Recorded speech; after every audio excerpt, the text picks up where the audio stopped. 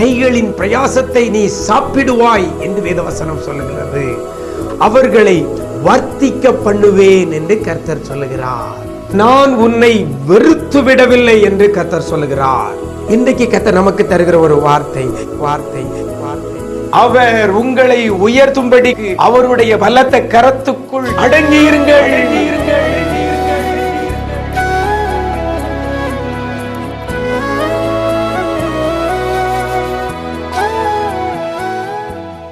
கிறிஸ்துவில் பிரியமானவர்களே, ஆண்டவராய் இயேசு கிறிஸ்துவின் நாமத்தினாலே உங்களுக்கு அன்பின் வாழ்த்துக்கள்.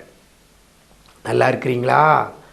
நிஜம் தொலைக்காட்சி நேயர்கள் ஒவ்வொருவரும் ஆண்டவருடைய கிருபையினால் நல்ல பாதுகாப்போடு இருப்பீங்கன்னு சொல்லி கர்த்தருக்குள் நம்புகிறேன்.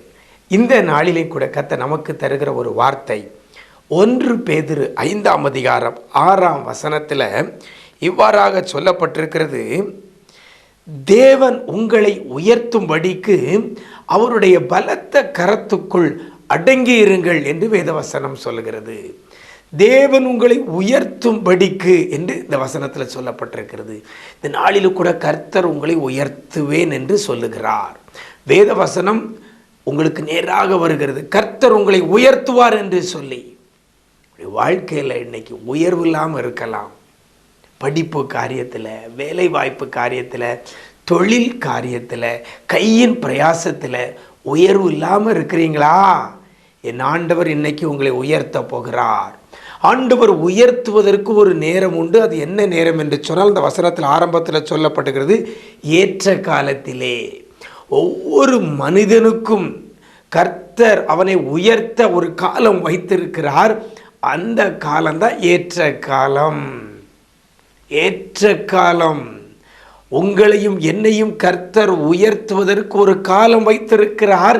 அந்த காலம் ஏற்ற காலம். அந்த காலம்தான் உங்களுக்கு எனக்கும் தெரியாமல் இருக்கலாம். ஆனால் ஏற்ற காலத்திலே தேவன் உங்களை உயர்த்துவார். என்ன காரியத்தில் இன்றைக்கி நீங்கள் பின்வாங்கி போயிருந்தாலும் சரி, பின்தங்கிய நிலைமையில் இருந்தாலும் சரி, கர்த்தர் உங்களை உயர்த்துவார். சரீர ஆரோக்கியத்தில் உங்களை உயர்த்துவார். வேலைவாய்ப்பு காரியத்தில் உயர்த்துவார். தொழில் காரியத்தில் உயர்த்துவார். பொருளாதாரத்தில் உயர்த்துவார். குடும்பத்தில் சமாதானம் சந்தோஷம் இல்லாமல் நீங்கள் இருக்கலாம். சமாதானம் சந்தோஷத்தில் கர்த்தர் உங்களை உயர்த்துவார். அதுக்கு நம்ம செய்ய வேண்டிய ஒரு காரியம் என்ன? இந்த வசனத்தில் அழகாக சொல்லப்படுகிறது. அவர் உயர்த்தும்படிக்கு அவருடைய பலத்த கரத்துக்குள் அடங்கி இருங்கள் என்று சொல்லப்பட்டிருக்கிறது. ஷார்ட்டாக சொன்னப்போனா அடங்கி இருந்தால் அவர் உயர்த்துவார். எங்கே அடங்கி இருக்கணும் அதுதான் முக்கியம். அவருடைய பலத்த கரத்துக்குள், ஆண்டவருடைய கரத்துக்குள் அடங்கி இருந்தால் கர்த்தர் உங்களை என்னை உயர்த்துவார். ஏற்ற காலத்தில், சரியான காலத்தில், சரியான நேரத்தில் கர்த்தர் உயர்த்துவார். நம்ம அடங்கி இருக்கணும். இன்னைக்கு அடங்கி இருக்கிறதுக்கு எல்லாராலையும் முடியலை. அடங்கி இருக்கிறது கஷ்டமாக இருக்குது. வேலை பார்க்குறோமா, ஒரு நிறுவனத்தில் ஒரு அதிகாரிகளுக்கு கீழே அடங்கி இருக்கிறது இன்றைக்கி எல்லாருக்கும் கஷ்டம். பள்ளிக்கூடத்தில் ஆசிரியருக்கு கீழே மாணவர்கள் அடங்கி இருக்கிறது முடியலை. தொழில் காரியத்தில் அப்படி தான். எந்த ஒரு காரியம் எடுத்தாலும் மேலான அதிகாரம் உள்ளவர்களுக்கு கீழே அடங்கி இருக்க முடியலை. ஆனால் வசனம் சொல்கிறது, கர்த்தருடைய கரத்தில் அடங்கி இருந்தால் அவர் உங்களை உயர்த்துவார். இதுவரைக்கும் அடங்கி இருக்காம ஆண்டவருக்கு விரோதமாக, வேத வசனத்துக்கு விரோதமாக, கற்பனைகளுக்கு விரோதமாக நம்ம நடந்து கொண்டிருப்போமே. ஆனால் கர்த்தருக்கு அடங்கி இருக்கலைன்னு தான் அர்த்தம். ஆனால் கர்த்தருக்கு அடங்கி இருந்தால், கர்த்தருடைய கரத்துக்குள் அடங்கி இருந்தால் அவர் ஏற்ற வேலையில் உங்களை உயர்த்துவார். இன்றைக்கி நீங்கள் நஷ்டத்தில் இருக்கலாம், கஷ்டத்தில் இருக்கலாம், வேதனை இருக்கலாம், கவலையில் இருக்கலாம், எல்லாவற்றையும் இழந்து கூட இருக்கலாம். கவலைப்படாதங்க, கர்த்தர் உங்களை உயர்த்துவார். கர்த்தர் உங்களை உயர்த்துவார். அவருடைய பலத்த கரத்துக்குள் அடங்கி இருங்க. என்னதான் கஷ்டம் வரட்டும், என்னதான் நஷ்டம் வரட்டும், ஆண்டவரை விட்டு தூரம் போயிடாதங்க. அவருடைய கரத்துக்குள் அடங்கி இருந்தால் நிச்சயமாக கர்த்தர் உங்களை உயர்த்துவார். ஒருவேளை அவர் உயர்த்த நேரத்தில் நீங்கள் அங்கே அடங்கி இருக்கலைன்னா உங்களை எப்படி உயர்த்த முடியும்?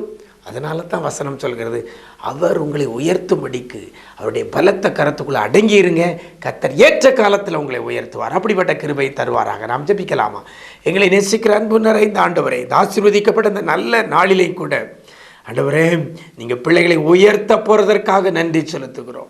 என்னென்ன இடத்துல பின்வாங்கி இருக்கிறாங்களோ, பின்தங்கி நிலைமையில் இருக்கிறாங்களோ, நீங்கள் உயர்த்துங்கப்பா. வியாதி நிமித்தமாக ஆரோக்கியத்தில் பின்தங்கி இருக்கிற பிள்ளைகளை ஆரோக்கியத்தை உயர்த்துங்க ஆண்டவரே.